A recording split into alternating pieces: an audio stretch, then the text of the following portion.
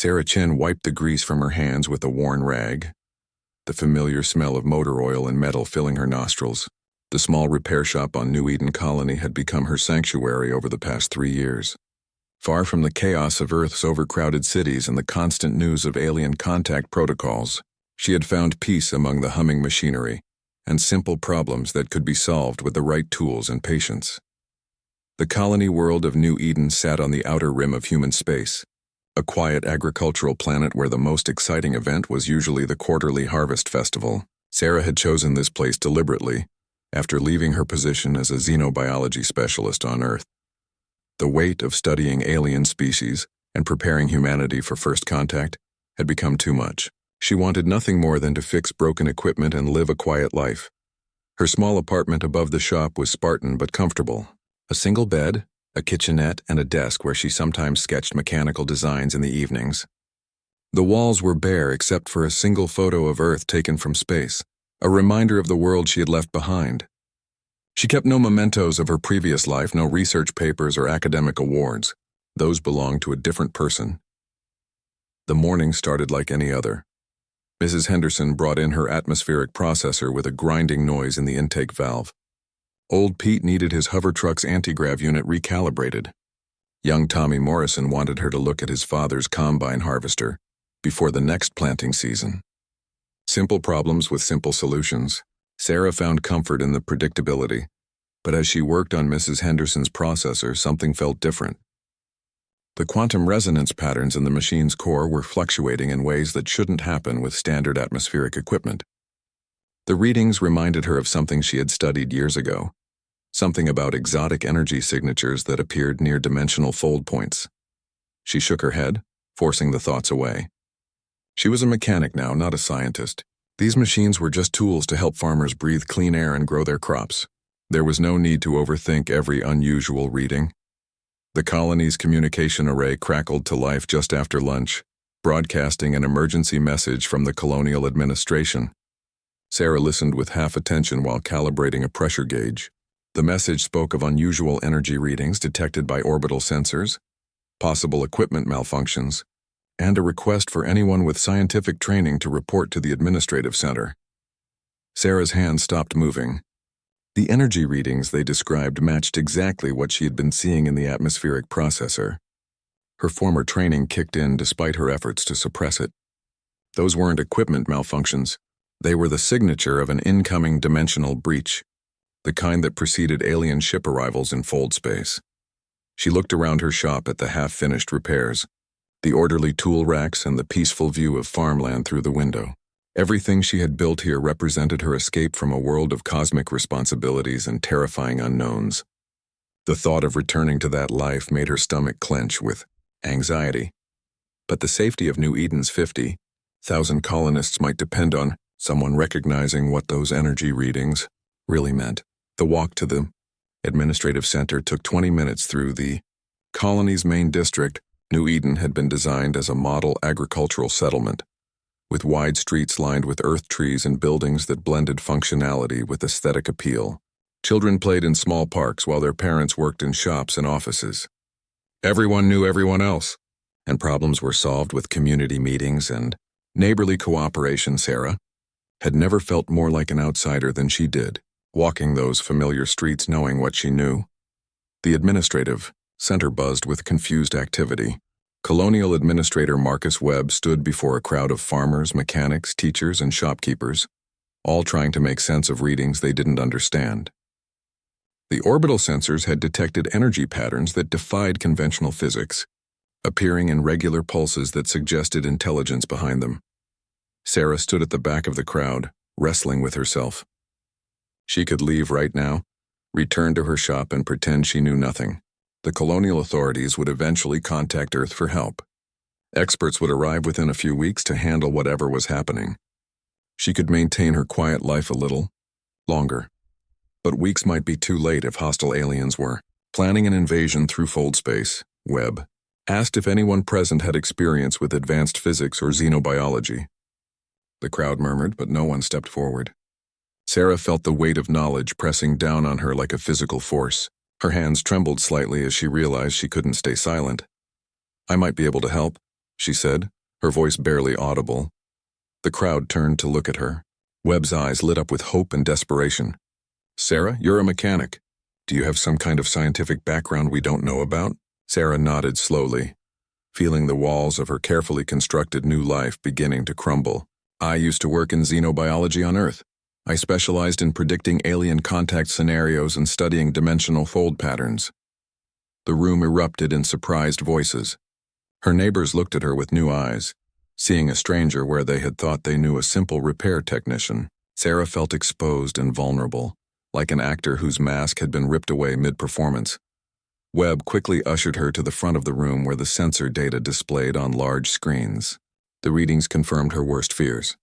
The energy patterns were identical to those recorded before the first alien contact attempts in Earth's history. Something was coming through fold space toward New Eden, and it would arrive within hours rather than days. But these patterns were different from the peaceful first contact scenarios she had studied. The energy signatures were more aggressive, more militaristic. Whatever was coming wasn't interested in diplomatic meetings or cultural exchange. Sarah stared at the data streaming across the screens, her mind automatically analyzing patterns and drawing conclusions she wished she couldn't reach. The quiet life she had built was about to end, and the war she had tried to escape was coming, to find her anyway. The worst part was knowing that her expertise might be the only thing standing between New Eden's peaceful colonists and an alien force that viewed humanity as something to be conquered rather than contacted. Her ordinary life was over, and the universe had decided she had responsibilities she couldn't abandon. Sarah stood before the colony's emergency council, her former life's knowledge flooding back despite 3 years of trying to forget it. The conference room felt too small for the gravity of what she was about to explain. Administrator Webb sat at the head of the table, flanked by Security Chief Rodriguez, Agricultural Director Yamamoto, and Communications Officer Liu. Their faces showed the strain of people suddenly thrust into a situation far beyond their training. The energy signatures indicate a HFY battle formation, Sarah began, her voice steadier than she felt. They're a militaristic species that views expansion through conquest as a religious imperative. Earth encountered them twice in the outer systems. Both times ended badly.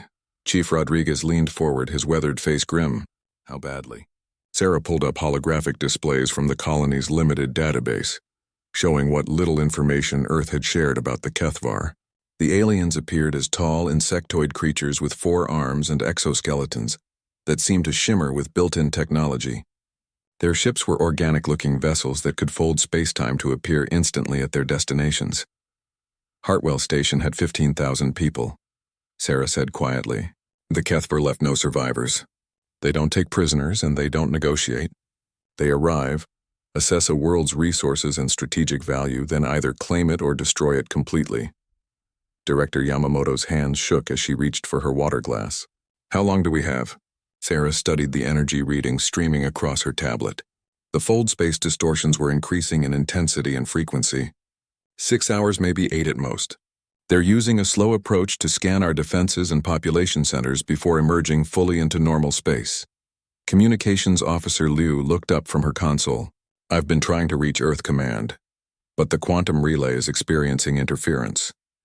The same energy that's announcing their arrival is jamming our long-range communications. The room fell silent except for the hum of ventilation systems and the distant sound of normal colony life continuing outside. Children laughed in the streets while their parents worked, completely unaware that their world was about to change forever. Security Chief Rodriguez stood and began pacing. What kind of defenses does New Eden have? We've got some mining charges for clearing land, a few hunting rifles, and my security team's stunners.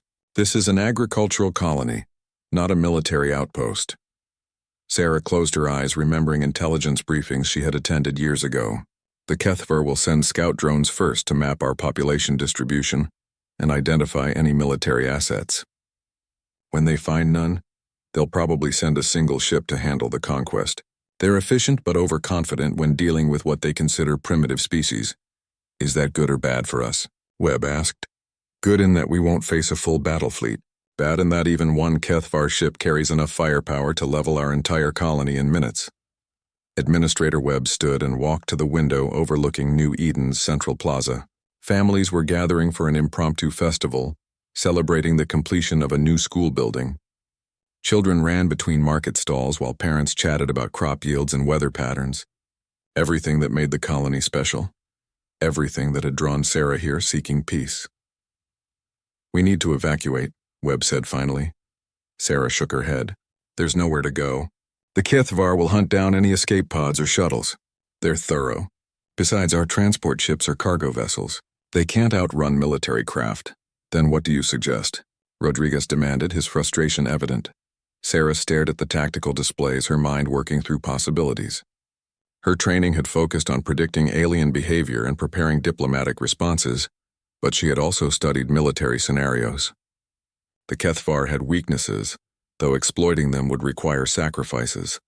"We fight," she said quietly. The room erupted in voices. Liu pointed out their lack of weapons. Yamamoto mentioned the children and elderly. Rodriguez noted that none of them were soldiers. But Sarah held up her hand for silence. "Not a conventional fight. The Kethvar have one significant weakness. Their technology is entirely organic, grown rather than built. That makes it incredibly advanced but also vulnerable to specific types of interference." She pulled up schematics of the colony's industrial facilities. The atmospheric processors use quantum resonance chambers to purify air. If we modify them correctly, we can create a resonance field that will disrupt Kethvar organic technology within a limited area. "How limited?" Webb asked.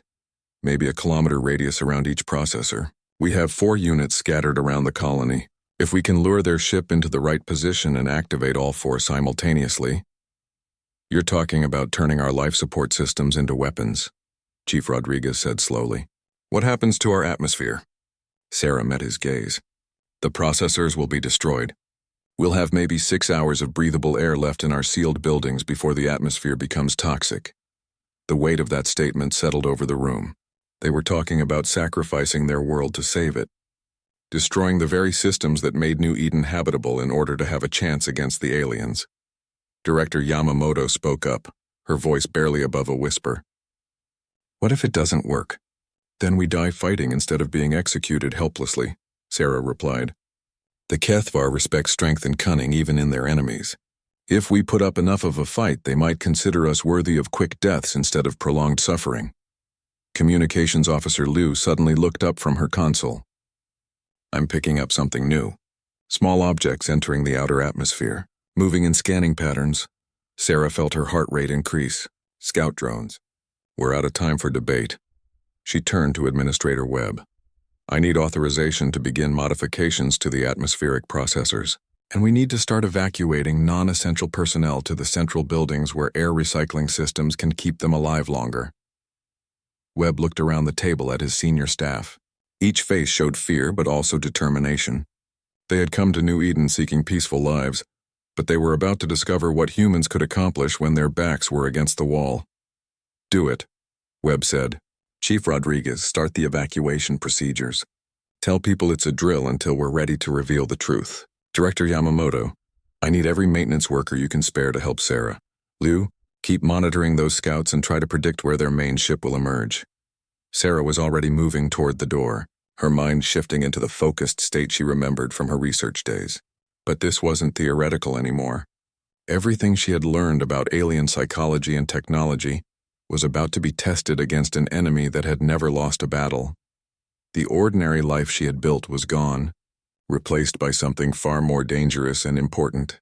New Eden's survival depended on a mechanic who used to be a scientist, and she was about to discover just how much fight humanity could summon when faced with extinction. Sarah's hands moved with practiced precision as she tore apart the quantum resonance chamber of the Eastern atmospheric processor. 3 years of mechanical work had kept her skills sharp, but now she was applying knowledge that went far beyond simple repairs. Around her, a team of maintenance workers followed her instructions with the trust that came from desperation. "Remove the harmonic stabilizer completely," she called out to Marcus Torres, the colony's head electrician. "We need the resonance field to be as chaotic as possible."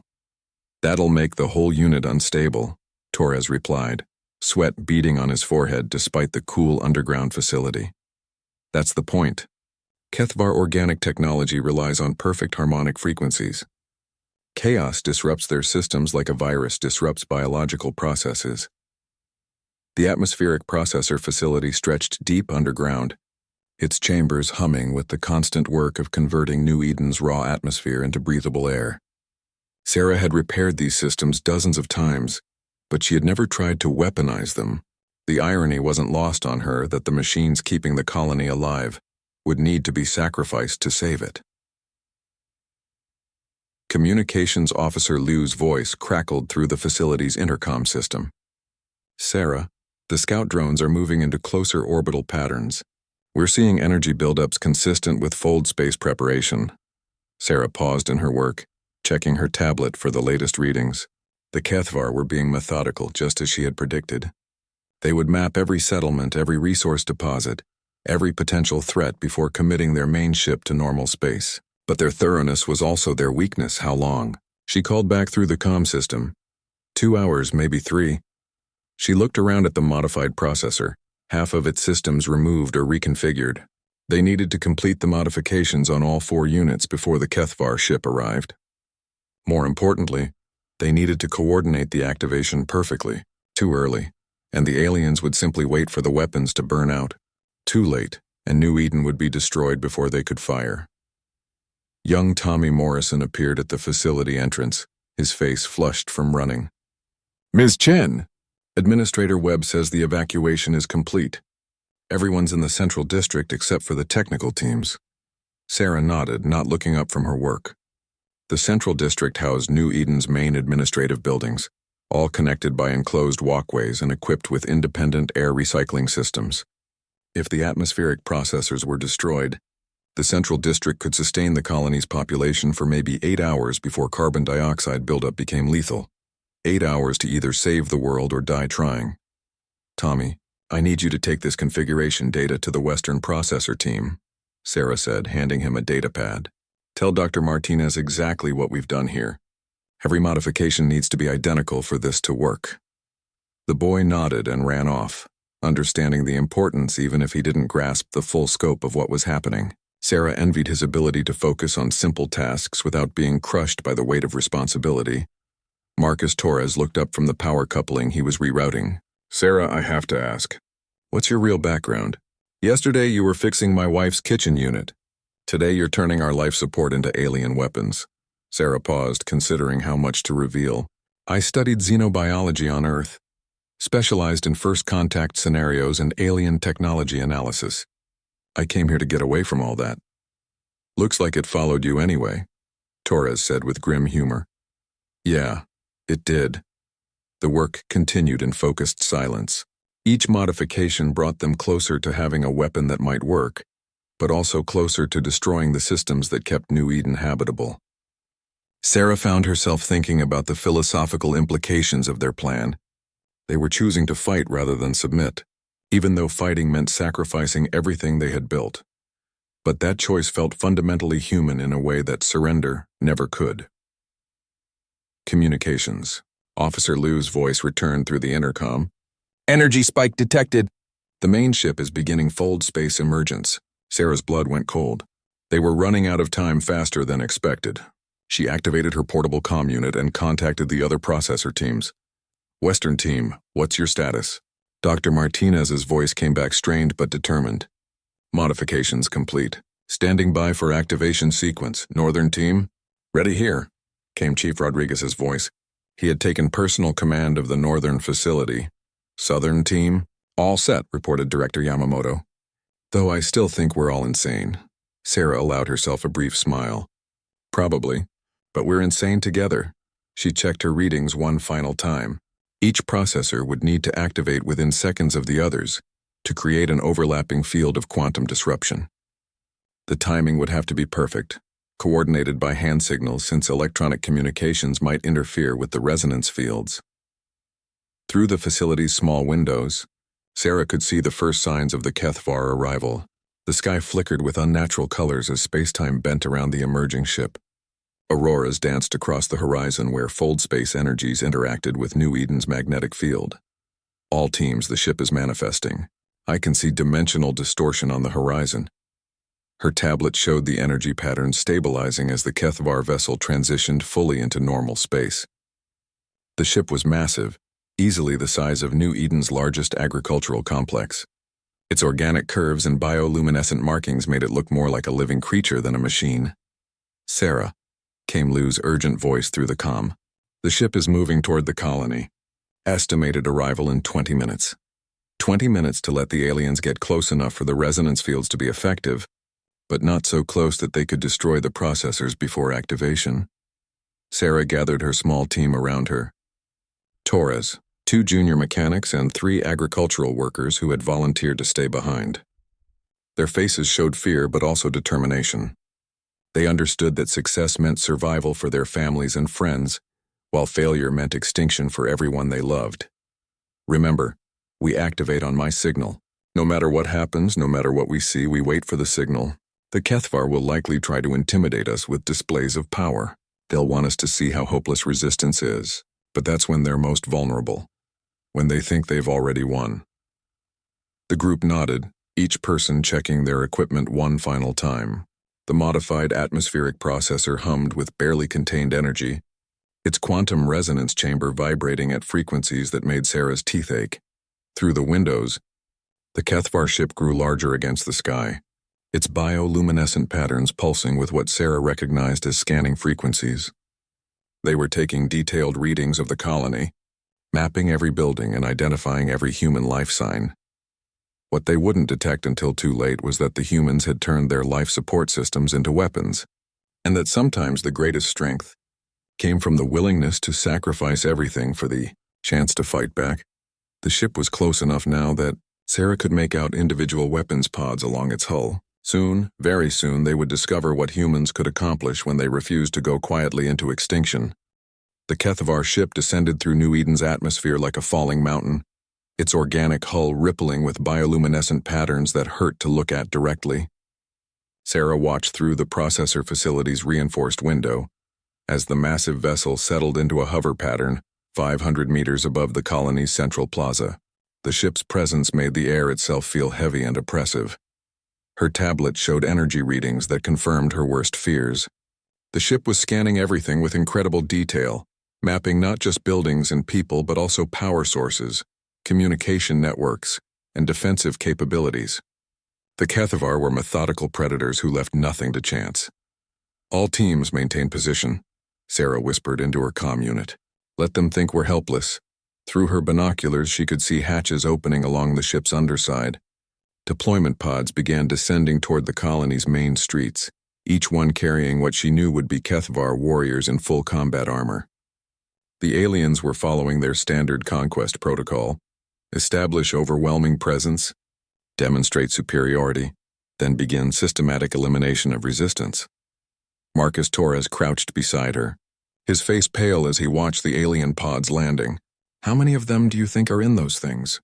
"Probably just a few dozen," Sarah replied, not taking her eyes off the ship. "The Kethvar don't need large numbers. Their individual combat capabilities are enormous, and they have complete technological superiority, or at least they think they do." The first pod cracked open in the central plaza like a grotesque flower blooming. The Kethvar warrior that emerged stood nearly 3 meters tall, its forearms ending in hands that could function as both manipulators and weapons. The creature's exoskeleton gleamed with embedded technology, and energy fields shimmered around its body like a personal shield system. Sarah felt her heart racing as she watched more pods opening, disgorging warriors who immediately began establishing a perimeter around the colony's administrative buildings. The aliens moved with the fluid grace of apex predators, completely confident in their dominance. Her comm unit crackled with Lou's voice from the communications center. "Sarah, they're broadcasting something. Universal translator protocols are working, but you're not going to like what they're saying. Put it through." The harsh, clicking voice of a Kethvar commander filled the facility through the communication system. The translated words came through in mechanical monotone, but the arrogance was unmistakable. "Humans of this settlement, you will gather in the central area for processing. Resistance will result in pain-extended termination. Compliance will result in quick termination. You have one of your time periods to decide." Sarah closed her eyes, remembering intelligence reports about Kethvar processing. They would separate the colonists by age and health, using the strong ones for manual labor while eliminating the rest. Eventually, when the work was done, they would eliminate everyone. The Kethvar had no concept of coexistence. "Sarah," came Chief Rodriguez's voice from the northern facility. "They've got warriors moving toward our position. 3 of them, scanning everything with handheld devices." She checked her tablet readings. The Kethvar ship was maintaining position directly above the central plaza, exactly where they needed it to be. The resonance fields from all 4 atmospheric processors would converge at that point, creating a zone of quantum disruption that should disable the ship's organic systems. Should being the operative word. Sarah's knowledge of Kethvar technology came from limited encounters and captured equipment analysis. She had never seen the resonance weapon theory tested against a full-scale warship. "All teams, they're in position," she announced through the comm system. "Prepare for activation on my mark." Through the window, she could see colonists beginning to emerge from the central district buildings. Administrator Webb led a group of families toward the plaza, his hands raised in apparent surrender. The sight made Sarah's stomach clench with guilt. The colonists were following evacuation protocols, trusting that their leaders had a plan to save them. The Kethvar commander stood in the center of the plaza, its 4 arms spread wide as it surveyed the approaching humans. Other warriors formed a loose circle around the area, their weapons powered but not yet aimed. They were supremely confident, treating the humans like livestock being herded for slaughter. "Sarah," Torres whispered. "If this doesn't work, it has to work," she replied, her finger hovering over the activation control. "The alternative isn't acceptable." More colonists appeared from the buildings, including many of the families Sarah had served in her 3 years as a mechanic. Mrs. Henderson walked slowly, her arm around her teenage daughter. Old Pete supported his wife as she struggled with arthritis. Young Tommy Morrison stayed close to his parents, his eyes wide with fear but trying to be brave, all of them trusting that someone had a plan to save them. The Kethvar commander began speaking again, its translated words echoing across the plaza. "Humans, you demonstrate acceptable compliance. Processing will begin with identification of useful specimens. Others will be terminated immediately for efficiency." Warriors began moving among the colonists, scanning them with handheld devices. Sarah recognized the technology from intelligence briefings. The scanners would identify health status, genetic markers, and potential for manual labor. Anyone deemed insufficient would be killed on the spot. The first execution happened without warning. A warrior's weapon discharged with a sound like tearing metal, and elderly Mr. Petrov simply ceased to exist, reduced to scattered atoms in the space of a heartbeat. His wife's scream echoed across the plaza before another warrior silenced her permanently. Sarah's hand clenched around the activation control. The Kethvar were beginning their systematic murder of her neighbors, her friends, the people who had given her 3 years of peace. Every second of delay meant more deaths, but activating too early would waste their only chance. The ship above pulsed with satisfied bioluminescence as its crew observed the efficient elimination of surplus humans. The Kethvar commander gestured toward a group of younger colonists, marking them for temporary preservation as labor resources. "All teams," Sarah said, her voice deadly calm. "Mark your targets. On my signal, activate simultaneously. Make them count." Through her binoculars, she could see Administrator Webb trying to shield children with his own body, as warriors approached with their scanners. Chief Rodriguez's family was in that group, along with Director Yamamoto's young son. The Kethvar ship hung directly overhead, its organic hull rippling with the bioelectric patterns that controlled all of its systems. 500 meters up, perfectly positioned at the center of the 4 resonance fields. More colonists died as Sarah watched, their lives ending in brilliant flashes of alien energy. The warriors moved with mechanical efficiency, following protocols refined over countless conquests of countless worlds. They had never encountered serious resistance from primitive species. They were about to learn that humans were neither primitive nor predictable. "Now," Sarah shouted, slamming her palm down on the activation control. The atmospheric processor erupted with quantum energy, its modified resonance chamber unleashing chaos frequencies that rippled outward like an invisible tsunami. 3 other facilities activated simultaneously, their combined fields converging on the space directly above the colony. The effect was immediate and catastrophic for anything that relied on organic technology. The quantum resonance fields hit the Kethvar ship like an invisible hammer. Sarah watched through her binoculars as the massive vessel's bioluminescent patterns flickered and died, its organic hull convulsing as chaotic frequencies disrupted every biological system. The ship lurched sideways in the air, its anti-grav systems failing as neurological pathways that had grown over decades suddenly stopped functioning. In the plaza below, the Kethvar warriors stumbled as their own organic technology turned against them. Weapons that had been extensions of their nervous systems became dead weight in their forearmed grips. Personal shields that had protected them for years collapsed as the bioelectric fields that powered them descended into chaos. The alien commander raised its primary arms toward the sky, emitting a sound that the universal translator rendered as a mixture of rage and confusion. Its warriors attempted to regroup, but their sophisticated armor had become a liability, the integrated systems causing feedback loops that sent them staggering like drunken giants. "It's working," Marcus Torres shouted, his voice barely audible over the resonance field's harmonic shriek. "The ship is losing altitude." Sarah kept her eyes fixed on the tactical display. The Kethvar vessel was indeed falling, but slowly, its massive bulk fighting against New Eden's gravity as backup systems struggled to compensate for the failure of primary controls. She had perhaps minutes before the ship either crashed, or its crew managed to restore enough function to escape the resonance field. "All colonists, take cover now," she broadcast through the colony's emergency system. "Get to hardened structures immediately." Administrator Webb was already moving, shouting orders to the surviving colonists as they scattered from the plaza. The Kethvar warriors, disoriented by their failing equipment, could only fire random shots that went wide of their targets. Without their technological advantage, they were dangerous but no longer invincible. Sarah's tablet showed the atmospheric processors were burning themselves out exactly as she had predicted. The quantum resonance chambers were never designed to operate at these frequencies, and the energy output was causing cascade failures throughout the systems. They had perhaps 3 minutes of weapon effectiveness before complete shutdown, 3 minutes to determine whether humanity's gamble would pay off or simply delay the inevitable. The Kethvar ship tilted further as more systems failed. Sarah could see structural damage appearing along its organic hull, where bioelectric conduits had overloaded and died.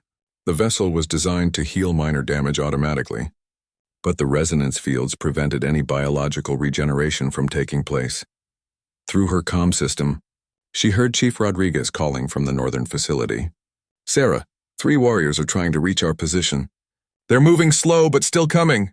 Maintain the field," she replied. "Everything depends on keeping those resonance chambers running." In the plaza, the Kethvar commander was attempting to rally its forces through some kind of non-technological communication. The creature's mandibles clicked in rapid patterns while its warriors struggled to coordinate without their integrated systems. They were discovering what it meant to fight without the technological superiority they had taken for granted. Sarah watched as young Tommy Morrison helped his grandmother toward the administrative building while his father provided cover with an old hunting rifle. The weapon's simple chemical projectiles were ineffective against Kethvar armor, but it forced the aliens to take notice of human resistance. They had expected terrified prey, not organized defiance. The ship's descent was accelerating now as more critical systems failed. Sarah could see escape pods beginning to separate from the main hull as the crew abandoned their dying vessel. The pods were smaller, with simpler organic systems that might be able to function despite the resonance interference. "All teams, prepare for secondary phase," she announced. "The ship is going down, but we'll have survivors to deal with." Her tablet showed the first atmospheric processor going critical. The quantum resonance chamber was consuming itself, the exotic energy patterns literally eating through the containment systems. When it failed completely, the other 3 would follow within minutes. Then New Eden would have only its emergency life support, and the Kethvar survivors would have time to adapt to fighting without their technology. The massive ship finally lost its battle with gravity. It struck the ground at the edge of the colony with an impact that shook buildings throughout the district. The organic hull cracked open like a broken egg, spilling bioluminescent fluid and twisted alien technology across the landscape. Secondary explosions rippled through the vessel as power cores overloaded and died. But Sarah's attention was focused on the escape pods. 16 of them had separated successfully, each containing what her xenobiology training told her would be between 3 and 5 Kethvar survivors. Even without their technological advantages, 80 aliens in combat armor represented a significant threat to the colony's 2,000 human residents. The first escape pod crashed near the agricultural district, its organic systems too damaged to achieve a controlled landing. Sarah watched through her binoculars as the pod cracked open and 4 Kethvar warriors emerged, their armor smoking from resonance field damage but still functional enough to provide basic protection. "Marcus," she said to Torres, "we need to get to the central district.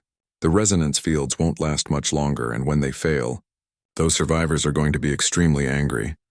The atmospheric processor beneath them was beginning to vibrate alarmingly as its quantum chamber approached total failure. Warning lights flashed throughout the facility as automated systems tried desperately to contain forces that were designed to tear apart the fabric of space-time itself. Sarah grabbed her equipment pack and headed for the exit. Behind her, the machine that had kept New Eden's air breathable for 15 years died in a cascade of exotic energy that would have fascinated her scientific mind under different circumstances. Now it just meant they had bought themselves a few minutes of breathing room at the cost of their long-term survival. Outside, the air was already beginning to change as the other processors failed in sequence. New Eden's atmosphere would remain breathable for several hours, but without the processing systems, carbon dioxide would gradually build up while oxygen levels dropped. The clock was ticking on multiple fronts. The surviving Kethvar warriors were regrouping near their crashed pods, their movements still unsteady but becoming more coordinated as they adapted to fighting without integrated technology. They were using hand signals and vocal communications to organize their forces, proving that even without their advantages, they remained dangerous opponents. Sarah reached the central district just as the last resonance field collapsed. The sudden silence was almost as shocking as the chaos had been. New Eden's wounded atmosphere hung still and quiet around them while both species prepared for a battle that would determine who survived to see another day. The war she had tried to escape had found her anyway, and now it would be fought with human determination against alien fury on the streets of the peaceful farming community she had tried to call home. The central district of New Eden had been transformed into a fortress of desperation. Administrator Webb had organized the colonists into defensive groups, barricading themselves in the strongest buildings while armed volunteers took positions at windows and doorways. Sarah moved through the improvised command center, her mechanical expertise now focused on creating weapons from agricultural equipment and industrial tools. "The Kethvar are forming attack groups," reported Chief. Rodriguez threw a captured alien scanner that somehow still functioned despite the resonance field damage. 16 survivors from the escape pods, plus maybe a dozen more who made it out of the main ship before it went down. "They're adapting faster than we hoped." Sarah nodded grimly as she finished converting a plasma cutter into a handheld weapon. The tool had been designed to slice through metal plating, but with the right modifications it could punch through alien armor just as effectively. Around her, other colonists were turning farming implements into spears, mining charges into improvised explosives, and maintenance tools into whatever weapons their desperation could devise. "How long do we have before the air becomes unbreathable?" asked Director Yamamoto, her usually calm demeanor cracking under the pressure. Sarah checked her readings on a damaged tablet. 6 hours, maybe 7. The Central District's recycling systems can handle our current population that long. After that, carbon dioxide buildup will start affecting judgment and coordination. What about them? Webb gestured toward the windows where they could see Kethvar warriors moving between buildings. No longer the supremely confident predators they had been an hour ago. They breathe a different atmospheric mix. New Eden's air is actually toxic to them without their environmental suits. That's why they usually terraform planets immediately after conquest. Sarah paused, realizing the implications. Their suits were integrated with their organic technology. When the resonance fields hit, their life support systems probably failed too. The weight of that revelation settled over the room. Both species were now fighting for survival against the clock as well as each other.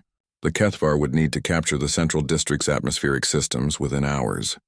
while the humans needed to eliminate the alien threat before their own air supply ran out. A burst of energy fire struck the building's exterior wall, sending fragments of synth concrete flying through a nearby window. Young Tommy Morrison, who had insisted on joining the defenders despite his age, ducked behind an overturned table while clutching a modified shock prod. "Contact!" Chief Rodriguez called out from his position at the main entrance. 4 warriors approaching from the east. They're moving differently now, more cautious. Sarah grabbed her improvised plasma weapon and moved to a window where she could observe the attacking Kethvar. The aliens were indeed moving more carefully, using cover and coordinated advances instead of the arrogant frontal assault they had employed earlier. Without their technological superiority, they were adapting to fight like any other species struggling for survival. The lead warrior raised one of its 4 arms, and Sarah saw it held a crystalline device that pulsed with internal light. Not all of their technology was organic.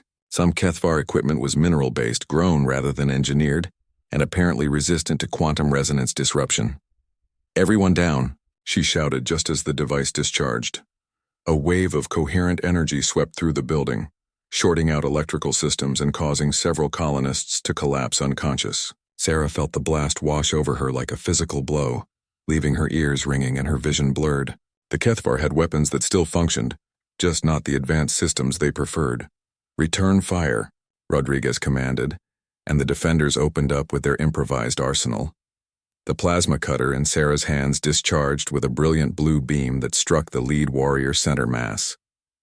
The alien's armor absorbed most of the impact, but she saw scorch marks appear across its chest plate. Their protection wasn't absolute. Marcus Torres, positioned at another window, triggered a mining charge that had been rigged as a directional explosive. The blast caught 2 warriors in its cone of destruction, sending them tumbling behind cover with visible damage to their exoskeletons. But for every small victory, the humans paid a price. Mrs. Henderson collapsed with a crystalline shard embedded in her shoulder. Old Pete was caught by an energy discharge that left him unconscious and barely breathing. The Kethvar were trading casualties with the colonists, and they had started with superior armor and training. "Sarah," Communications Officer Liu called from her position at the scanner station. "I'm picking up more movement. The survivors from other crash sites are converging on our position. We're about to be surrounded." Through the windows, Sarah could see the truth of Liu's warning. Kethvar warriors were emerging from buildings throughout the district, their movements coordinated despite the loss of their integrated communication systems. They were using primitive signals and positioning to execute a classic encirclement maneuver. "How many?" Webb asked, his face pale as he realized the scope of their situation. "Maybe 30 total," Liu replied. "Could be more hiding in the damage zones." Sarah felt the weight of responsibility crushing down on her again. Her knowledge had given them one chance to level the playing field, but it hadn't been enough to eliminate the threat entirely. Now the colonists were trapped in their own defensive position, while a superior force prepared to overwhelm them. But looking around at the faces of her neighbors and friends, she saw something that her xenobiology training had never taught her to recognize. The Kethvar expected other species to surrender when faced with overwhelming odds. They had based their entire military doctrine on the assumption that primitive species would choose survival over resistance. When defeat seemed certain, they had never encountered humans who were willing to fight impossible battles rather than submit to extinction. "All teams," Sarah announced through the local communication system, "we're going to do something the Kethvar won't expect. We're going to attack them." The shocked silence that followed was broken by Chief Rodriguez's bark of laughter. "Attack, Sarah? We're outnumbered and outgunned." "Exactly. They'll expect us to hunker down and wait for them to break through our defenses. Instead, we hit them while they're positioning for their assault. Divide our forces, strike multiple targets simultaneously, make them fight the kind of chaotic battle their training never prepared them for."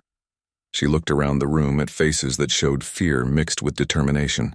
These weren't soldiers, but they were humans backed into a corner with everything they loved at stake. "That might be enough. Tommy, take the demolition team and target their communications gear. Marcus, lead a group to hit their ammunition supplies. Rodriguez, we need to eliminate their leadership before they can coordinate a final assault." As the colonists prepared for what might be their last battle, Sarah realized that her ordinary life had led her to this moment for a reason. She had gained the knowledge needed to recognize the alien threat, the skills necessary to disrupt their technology, and the connections required to organize effective resistance. The Kethvar were about to discover that humans didn't fight just to win. Sometimes they fought simply because surrender was unacceptable, and that made them far more dangerous than any alien species had ever imagined. The battle for New Eden raged through the colony streets as human determination collided with alien desperation. Sarah led a strike team through the maintenance tunnels beneath the central district, her plasma cutter ready, while Marcus Torres and 3 volunteers followed close behind. Above them, the sounds of combat echoed through the tunnel walls as colonists fought for their survival against impossible odds. The Kethvar command post should be in the old communications building, Sarah whispered as they approached a service hatch. If we can eliminate their field commander, the others will lose coordination. Through her modified scanner, she could see the alien energy signatures clustered around sophisticated equipment that hadn't been destroyed by the resonance fields. The Kethvar were using backup communication gear to coordinate their assault, but the equipment was vulnerable to direct attack. Torres nodded grimly as he checked his improvised explosives. What happens if this doesn't work? Then we make them pay for every meter, Sarah replied, surprising herself with the conviction in her voice. 3 years ago, she had been a scientist who studied alien behavior in theoretical scenarios. Now she was a warrior fighting to protect everything she had come to love about humanity's frontier spirit. The service hatch opened into an alley behind the communications building. Sarah could see 2 Kethvar sentries positioned near the main entrance, their movement sluggish from breathing New Eden's toxic atmosphere through damaged environmental suits.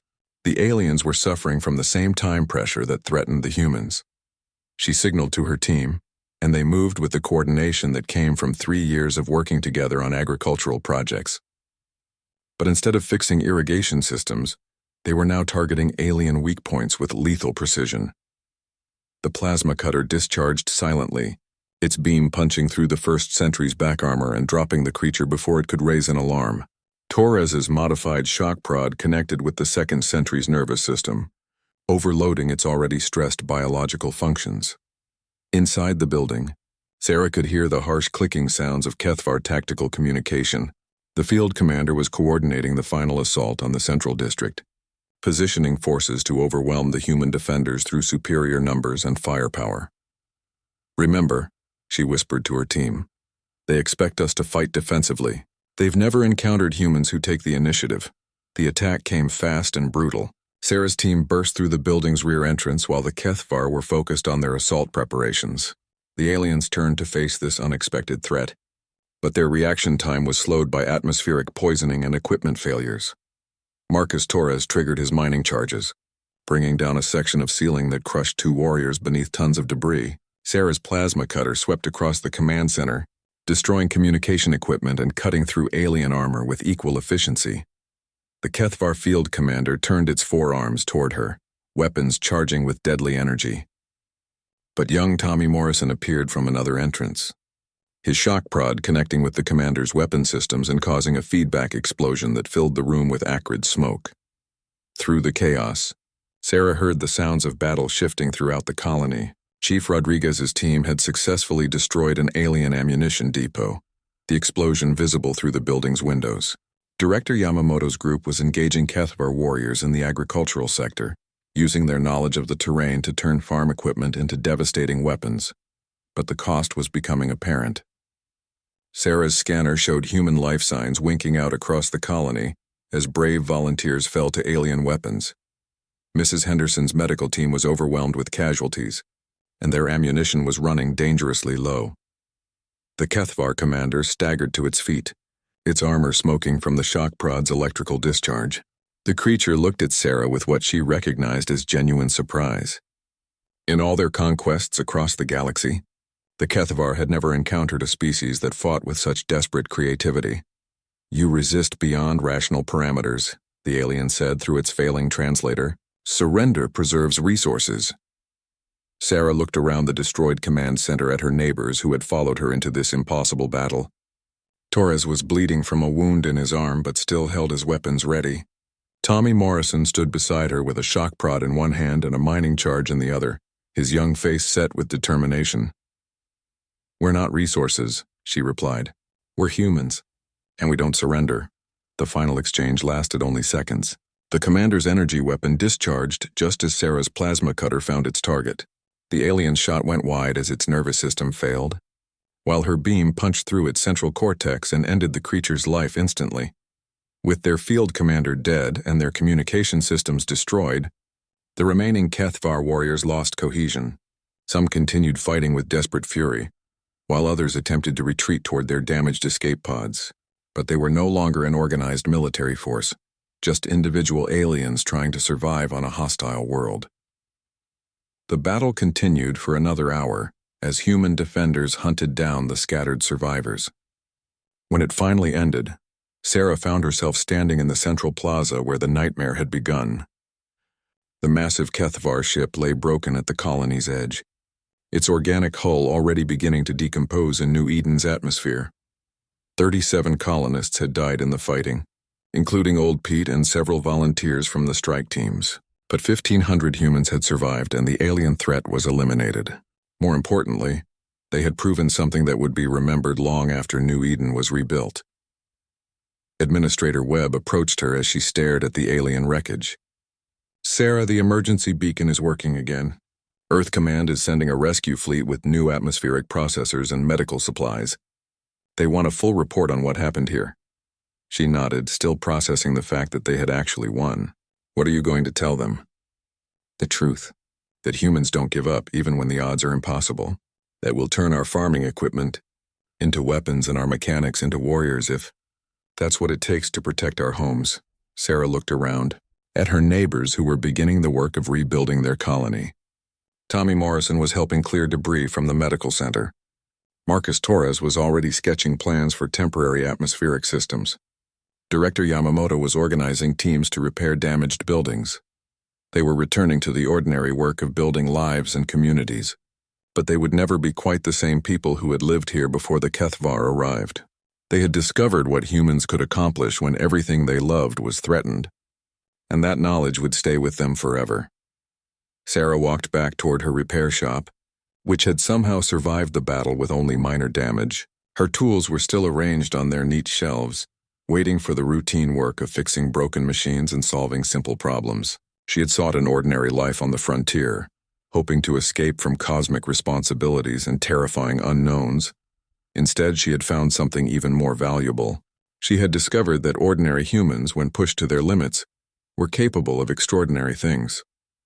The universe was vast and full of dangers, but humanity would face those challenges with the same determination that had built New Eden and defended it against impossible odds. Her ordinary life was waiting for her, but it would never be ordinary again. And that, Sarah realized as she picked up her first tool, was exactly how it should be. Humans were meant for more than just survival. They were meant to thrive, to build, to defend what they had created, and to prove that some things were worth fighting for no matter what the cost. The war had found her despite her efforts to escape it, but in the end, she had helped prove that humanity was ready for whatever the galaxy might throw at them. That was a legacy worth the price they had paid.